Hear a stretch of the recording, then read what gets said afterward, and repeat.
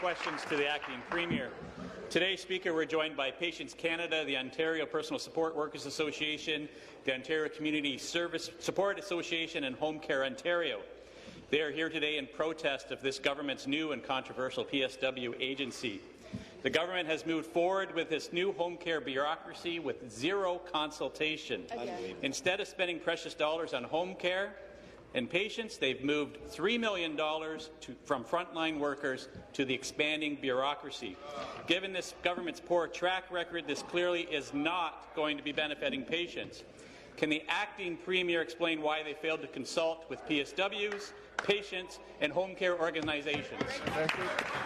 Acting Premier. Thank you very much, Speaker, and I thank the member opposite for the question. Speaker, we know that Ontarians want more control and choice over their home care services. That's why, Speaker, our government launched 2 new innovative self-direct care models that patients could opt in that would A, provide home care clients with funding to purchase services in their care plan or to employ people to provide these services, or B, Speaker, provide home care clients with the opportunity to select and schedule their personal support workers from an organization that will protect clients from the administrative burden and legal risk of directly employing staff. Speaker, we know that a small group of patients with chronic long-term needs want strong relationships with their care provider, which will leave both the care provider more satisfied and the client with better care.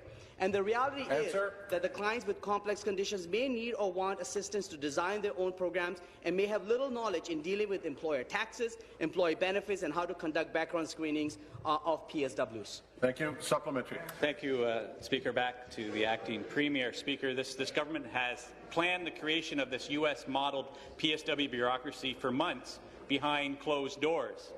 They've handed this new bureaucracy over to the SEIU in exchange for them running attack ads through Ontario's working women. They've taken dollars directly from patients' frontline care for their own political gain. Shameful. They continue to put insiders and their political self-interest first, while making life harder and more unaffordable for Ontarian families. This government should be ashamed of themselves.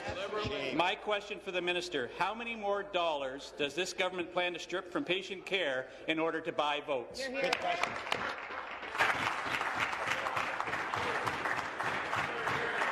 The member will withdraw. Withdraw. Acting Premier. Personal Support Services Ontario is an option that helps that navigation process.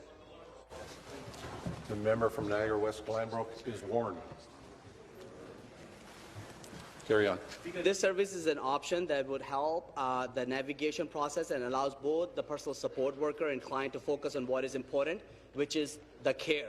And after careful consideration and feedback from the sector, Speaker, we adjusted the parameters to ensure that there will be no local disruption to the market.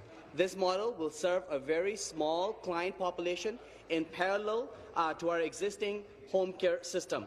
It will be implemented in 3 lanes to be evaluated for cost effectiveness, patient need, and patient outcomes. Speaker, we know how critical home care is to the quality of life of Ontarians, which is why our government will be making major investments in home care, as we heard in the speech from the throne yesterday, to provide more services for people aging at home and provide financial relief for families caring for aging loved ones. We will continue to put Ontarians first. What the Conservatives need to come to clear is how many PSWs they're going to fund. Thank you. Your question, the member from Kitchener.